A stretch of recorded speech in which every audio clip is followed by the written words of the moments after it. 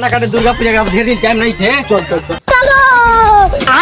ये बा सुनो कौन है ये लोग? ये बा हो भैया आज मैंने दुर्गा पूजा करने के कहाँ कर रहा है?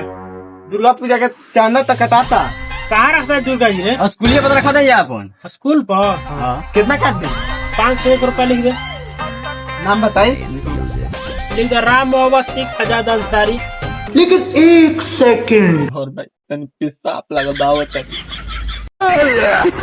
चाचा हमरो तनी झाड़ा लागल हम आवत तनी झाड़ा सेल के तो के नाम बताओ थे दोनों के झाड़ा पे सांप लग गई। साला गूगल से पूछो तानी पूछो मतलब पता नहीं कैसे लिखाई। हेलो गूगल राम मोहम्मद सिंह अंसारी कैसे लिखाई हिंदी में? राम मोहम्मद सिंह अंसारी को हिंदी में ऐसे लिखा जा सकता है। लिख लिख लिख लिख लिख